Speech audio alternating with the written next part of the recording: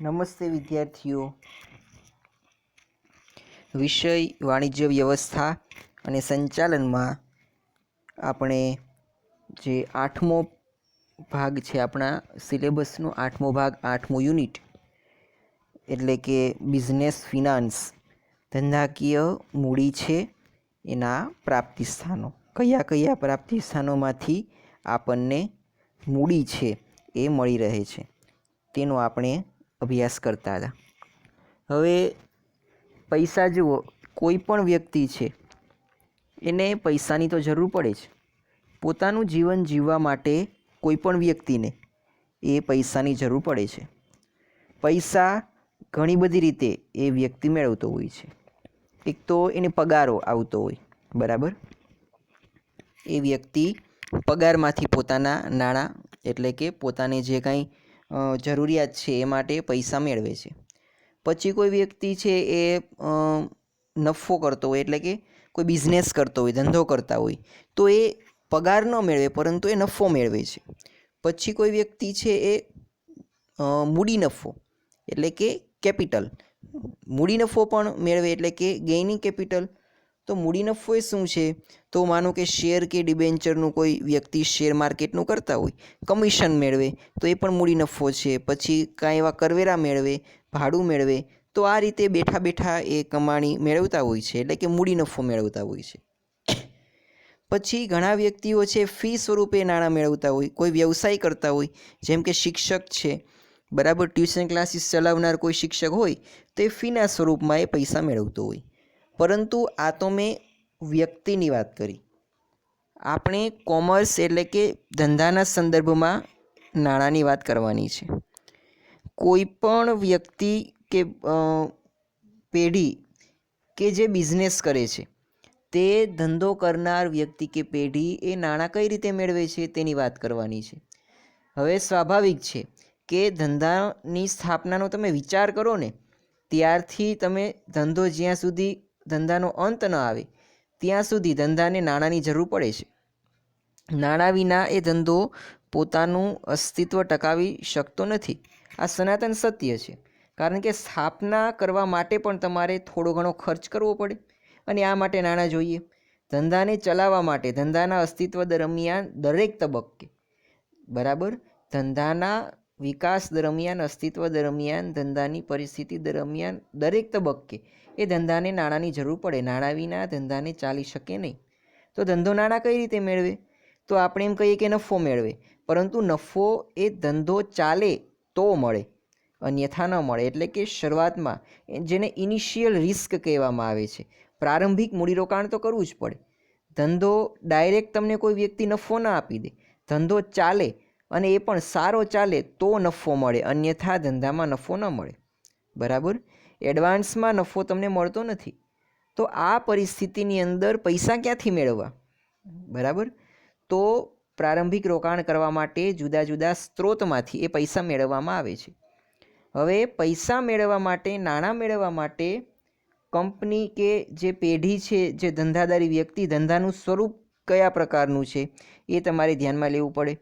એ માટે આપણે અગાઉના 2 યુનિટ ભણેલા, બરાબર. ધંધાકીય વ્યવસ્થાના સ્વરૂપોમાં 1 અને 2 આવા અલગ અલગ 2 યુનિટ ભણેલા.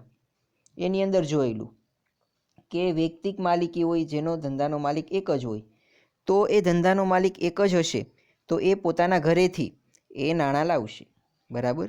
એટલે કે પોતાના ઘરેથી એ નાણાં લાવીને પોતાનો ધંધો ચલાવશે. ભાગીદારી પેઢી હોય, તમામ જે ભાગીદારો છે એ ભેગા થાય અને પોતપોતાના ઘરેથી એ થોડા થોડા નાણાં લઈ આવશે અને પોતાનો ધંધો ચલાવશે. પછી હિન્દુ અવિભક્ત કુટુંબ, એ પણ એ આખું જે કુટુંબ છે એના સભ્યો એ નાણાં એમાંથી પોતપોતાનો ફાળો આપશે અને જે એની મિલકતો હોય એ અનુસારે પોતાનું એ આર્થિક વર્તન દાખવશે. પછી આપણે જોયેલું સહકારી મંડળી, તો એમાં પણ એ પ્રારંભિક જે શેર અમુક પ્રમાણમાં છે, જો સહકારી મંડળીનું તમારે સભ્યપદ જોતું હોય તો એ તમારે શેર અમુક પ્રમાણમાં ખરીદવા પડે છે અને તમારે સહકારી મંડળીના એને પૈસા આપવા પડે અને તમે એના મેમ્બર બની શકો છો.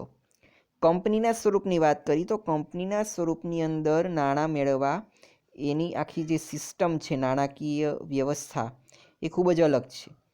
એની અંદર ફાઇનાન્સ એટલે કે નાણું કઈ રીતે મેળવવામાં આવે છે? તો ધંધાની અંદર કંપનીના સ્વરૂપમાં નાણું છે એ શેરના સ્વરૂપમાં અથવા તો ઉછીના સ્વરૂપમાં નાણું મેળવવામાં આવે છે. શેર હોલ્ડરો એટલે કે આપણી જેવા જે સામાન્ય જનતા, આમ જનતા છે, એ તે કંપનીના શેર ખરીદે છે અને એ રીતે કંપનીને નાણું પૂરું પાડે છે અને એના દ્વારા કંપની ચાલે છે.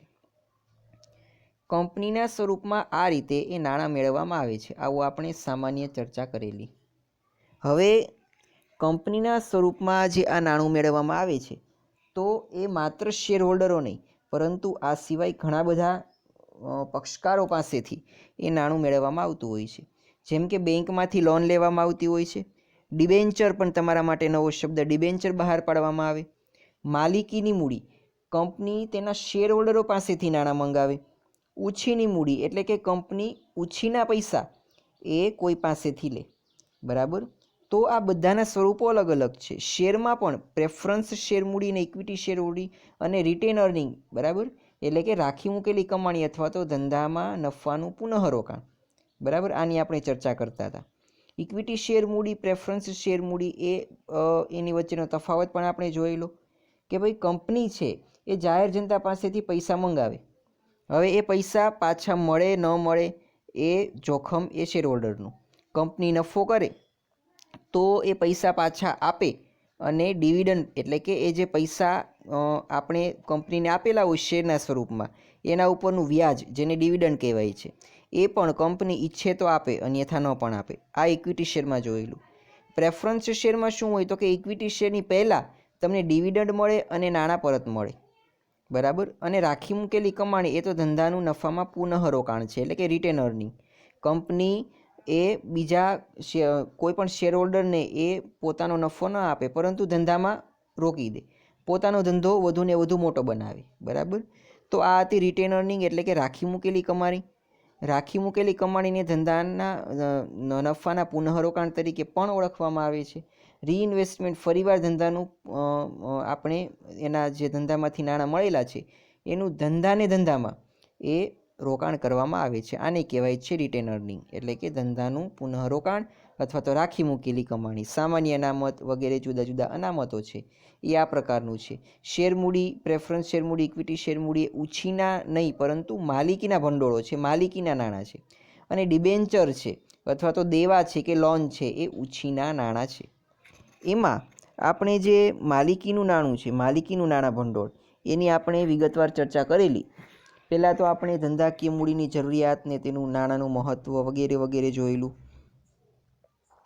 પછી આપણે માલિકીના ભંડોળમાં હમણાં મેં વાત કરી એમ ઇક્વિટી શેર મૂડી, પ્રેફરન્સ શેર મૂડીને રાખી મૂકેલી કમાણી. ઇક્વિટી શેર, પ્રેફરન્સ શેર, બરાબર, એટલે કે equity capital, preference capital and written earning એટલે કે રાખી મૂકેલી કમાણી, નફાનું ધંધામાં પુનઃરોકાણ વગેરે આપણે એના માલિકીના ભંડોળના પ્રકારો જોયેલા. ઇક્વિટી શેર તેના લક્ષણો સાથે આપણે વિગતવાર સમજેલા. પ્રેફરન્સ શેર તેના લક્ષણો સાથે વિગતવાર સમજેલા અને આ બંને વચ્ચેનો તફાવત પણ આપણે જોયેલો. રાખી મૂકેલી કમાણી એટલે કે રિટેન અર્નિંગ અથવા તો ધંધાનું નફામાં જે પુનઃરોકાણ કરવામાં આવે છે તેના આપણે ફાયદાઓ, એનો અર્થ અને તેના ફાયદાઓ જોયેલા. હવે આપણે તેની મર્યાદાઓ વિશે ચર્ચા કરવાની છે. ત્યારબાદ આપણે ઉછીના ભંડોળ ઉપર આપણે જઈશું. હવે મારે વાત કરવી છે રાખી મૂકેલી કમાણી એટલે કે રિટેન અર્નિંગની. તો રાખી મૂકેલી કમાણી જ્યારે ફાઇનાન્સની અંદર કોઈ વ્યક્તિ એ વધારે અભ્યાસ કરતો હોય ત્યારે આ બહુ અગત્યનો કોન્સેપ્ટ છે. રિટેન અર્નિંગ, રાખી મૂકેલી કમાણી છે એ એવું છે કે કંપની માનો કે નફો કરે છે. એક તો સામાન્ય ઉદાહરણ લઈએ, માનો કે તમારી પાસે 2 લાખ રૂપિયા છે. હવે આ 2 લાખ રૂપિયા છે એને તમે વાપરી નાખો, એના બદલે એ 2 લાખ રૂપિયા 2માંથી 5 લાખ કે 2માંથી 10 લાખ કે 2માંથી 15 લાખ કઈ રીતે થાય તે રીતે તેનું તમે ક્યાંક રોકાણ કરો. બરાબર? તો એને કહેવામાં આવે છે રિટેન અર્નિંગ એટલે કે રાખી મૂકેલી કમાણી. તમે આ 2 લાખ રૂપિયા છે એમાંથી હવે એવું નક્કી કરો કે મારી પાસે જે 2 લાખ રૂપિયા છે એમાંથી 1 લાખ રૂપિયા હું વાપરી નાખું અને બીજા 1 લાખ રૂપિયા હું પૈસાનું સર્જન થાય, બરાબર, એની અંદર રોકી દઉં. જેમ કે બેંકની અંદર ફિક્સ ડિપોઝિટ કરાવી નાખું, અથવા તો કોઈ કંપનીના શેર કે ડિબેન્ચર ખરીદી લઉં, કે પ્રેફરન્સ શેર મૂડી ખરીદી લઉં કે જેથી મને તેના ઉપર વ્યાજ મળે, અથવા તો કોઈને ઉછીના પૈસા આપું કે જેથી મને વ્યાજ મળી રહે. તો આને કહેવામાં આવે છે રાખી મૂકેલી કમાણી. કમાણી બરાબર, તમારી કમાણી એટલે કે 2 લાખ રૂપિયા એ તમારી કમાણી. કેવી? તો રાખી મૂકેલી. તમે રાખી મૂકો કમાણી, એનો તમે ઉપયોગ ન કરો, પરંતુ તમે એનું રોકાણ કરો, સાઈડમાં રાખી મૂકો કે જેથી તમારા પૈસામાં મૂલ્યમાં વધારો થાય. બરાબર. ધંધા કંપનીની અંદર પણ આવું હોય. કંપની જે નફો કરે છે એ નફો એ શેર હોલ્ડરોને ન આપે. જેની પાસેથી પૈસા, ઇક્વિટી શેર હોલ્ડર પાસેથી કંપની પૈસા લે છે, તો હવે નફો કરે તો કંપની ઇક્વિટી શેર હોલ્ડરોને ન આપે, પરંતુ ધંધાનું પુનઃરોકાણ કરે. બરાબર. એટલે કે ધંધાની અંદર જ એ પૈસા રોકી દે કે જેથી કંપનીને વધારે નફો થાય. બરાબર. જે રીતે તમારા 2 લાખ રૂપિયાના 2 ના 3 લાખ કે 4 લાખ કઈ રીતે થાય એ રીતે તમે વિચારીને 2 લાખ રૂપિયાનું રોકાણ કરો. એ રીતે કંપની પણ કરશે કે જેથી તેને ભવિષ્યની અંદર વધારે પ્રમાણમાં નફો મળે. બરાબર. અને અનામત તરીકે આ ભાગ રાખી મૂકે. હવે કંપની આવું શા માટે કરે? તો કે ભવિષ્યમાં એને પૈસાની જરૂર પડે તો તેને કામ આવે એટલા માટે. બરાબર. માનો કે ભવિષ્યમાં કોઈ એવી કટોકટી આવે તો જો આ પૈસા સાઈડમાં પડ્યા હોય, બરાબર, તો કંપની તરત જ તેનો ઉપયોગ કરી શકે છે, જેને આપણે સાદી ભાષામાં બચત કહીએ છીએ. માનો કે તમારી સારી એવી ઇન્કમ થઈ હોય કે તમે ભાઈ કોઈ વસ્તુ વેચી છે, કોઈ બાઇક વેચ્યું છે, બુલેટ વેચ્યું છે, અથવા તો તમારી કોઈ એવી સંપત્તિ વેચી છે અને તમને અચાનક કોઈ પૈસા મળ્યા છે અચાનક, તો એ પૈસા તમે વાપરી ન નાખો, પરંતુ એને એફડી કરાવી નાખો અથવા તો એને ક્યાંક રોકી દો કે જેથી ભવિષ્યમાં તમારે જરૂર પડે ત્યારે તમે તેનો ઉપયોગ કરી શકો. બરાબર. એનું તમે વાપરી નહીં નાખો, પરંતુ એને તમે સાઈડમાં મૂકી દેશો. કંપની પણ આવું કરે. બરાબર. કંપની પણ એ પૈસા એને નફો થયો છે તો એ નફો શેર હોલ્ડરોને આપીને વાપરી ન નાખે, પરંતુ સાઈડમાં રાખી દે કે ભાઈ ભવિષ્યમાં જ્યારે કંપનીને જરૂર પડે ત્યારે એનો ઉપયોગ કરી શકાય. આ છે રાખી મૂકેલી કમાણી અથવા તો રિટેનરની. બરાબર. જેને નફાનું ધંધામાં પુનઃરોકાણ તરીકે પણ ઓળખવામાં આવે છે. આજે આપણે તેની મર્યાદાઓ જોવાની છે. પહેલી મર્યાદા છે ઇજારાશાહીને પ્રોત્સાહન. વધુ પડતું નફાનું પુનઃરોકાણ એ ઇજારાશાહીને પોષે છે. હવે શેર હોલ્ડરો કે જેણે કંપનીને નાણાં આપ્યા છે, હવે તમે એને નફો ન આપો અને તમારા ધંધામાં નફાનું પુનઃરોકાણ કરી દો તો એ બાબત યોગ્ય ન કહેવાય. કારણ કે જેણે તમને નાણાં આપ્યા છે ઉછીતા, તમારે એને પહેલાં એ ફાયદો આપવો જોઈએ. માનો કે તમે બિઝનેસ સ્ટાર્ટ કર્યો છે, બેંકમાંથી 2 લાખ રૂપિયાની લોન લઈને બિઝનેસ સ્ટાર્ટ કર્યો છે અને હવે નફો થાય તો તમારે પહેલાં બેંક પાસેથી લોન લીધી છે એને તમારે પૈસા આપવા જોઈએ, નહીં કે તમારે ધંધા એ 2 લાખ રૂપિયાનું પુનઃરોકાણ કરવું. બરાબર. તો આ રીતે એ ઇજારાશાહીને પ્રોત્સાહન આપે. કંપની કેમ પોતે એક જ હોય, રોફ જમાવે શેર હોલ્ડરો ઉપર, એ રીતની પરિસ્થિતિ સર્જાય એટલે કે ઇજારાશાહીને પ્રોત્સાહન મળે છે. પછી સટ્ટાખોરીને ઉત્તેજન. ઘણીવાર ધંધાના સંચાલકો ઓછું ડિવિડન્ડ ચૂકવી વધારાનો નફો અનામત ભંડોળ ખાતે લઈ જાય છે. બરાબર. શું કરે સંચાલકો? ભાઈ 10 કરોડ રૂપિયાની માનો કે કોઈ કંપનીને આવક થઈ છે, તો એમાંથી 10 કરોડમાંથી માત્ર 1 કે 2 કરોડ રૂપિયાનું જ શેર હોલ્ડરોને ડિવિડન્ડ આપે. બરાબર. બાકી 8 કે 9 કરોડ રૂપિયા એ અનામત તરીકે સાઈડમાં મૂકી દે. બરાબર. તો આ રીતે એક સટ્ટાખોરી એ કંપનીના કે ધંધાના સંચાલકો દ્વારા કરવામાં આવતું હોય છે અને અનામત ભંડોળ ખાતે એ બધી રકમ એ મૂકી દેતા હોય છે.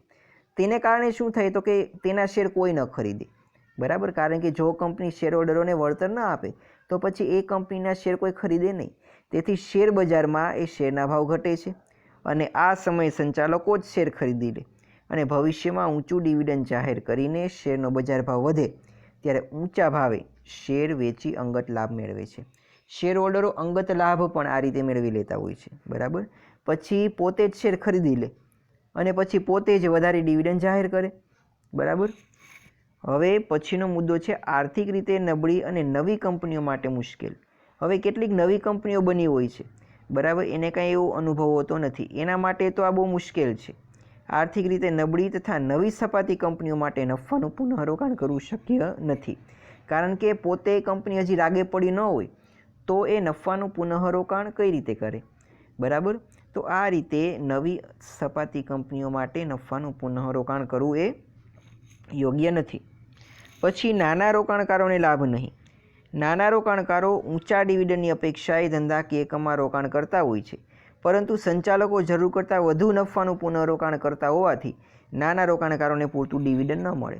હવે કોઈ બિચારા શેર હોલ્ડરો એ નાના હોય, એટલે નાના એટલે આર્થિક રીતે નાના, ઉંમરમાં નાના નહીં, પરંતુ એ એને પૈસાની થોડીક તકલીફ હોય, આર્થિક રીતે નબળા વર્ગના હોય અને માંડ પૈસા ભેગા કરીને એને કોઈ કંપનીના શેર ખરીદ્યા હોય. એને એવી અપેક્ષા હોય કે ભાઈ અમે કંઈક કમાણી કરશું ડિવિડન્ડ સ્વરૂપે, અમને કંપની વ્યાજ આપશે, પણ કંપની એ પોતાના નફાનું એ પુનઃરોકાણ કરી નાખે અને શેર હોલ્ડરોને ડિવિડન્ડ ના આપે, તો બિચારા આ પ્રકારના જે આર્થિક રીતે નબળા લોકો છે તેને શેર પર પૂરતા પ્રમાણમાં એ નાણાં મળી રહે નહીં. તેને કારણે તેની અપેક્ષાઓનો ભંગ થાય અને તેને ઘણું આર્થિક નુકસાન એ વેઠવું પડે છે. તો આ રીતે નફાના પુનઃરોકાણની એ આવી 4 મર્યાદાઓ એ અહીંયા દર્શાવેલી છે. તો આજે એ તમારે હોમવર્કમાં આ 4 મર્યાદાઓ છે, બરાબર, એ એક વખત લખીને મોકલાવવાની છે. હવે આપણે પછી મળીશું ત્યારે પછીનો મુદ્દો એ શરૂ કરીશું. આજનો લેક્ચર એ આપણે અહીંયા સુધી રાખીએ છીએ અને હોમવર્કમાં જે રિટેન અર્નિંગ, રાખી મૂકેલી કમાણી અથવા તો ધંધાનું નફાનું ધંધામાં પુનઃરોકાણ, એની જે મર્યાદાઓ છે, 4 મર્યાદાઓ આપી છે, એ એક વખત લખીને તમારે મોકલાવવાની છે.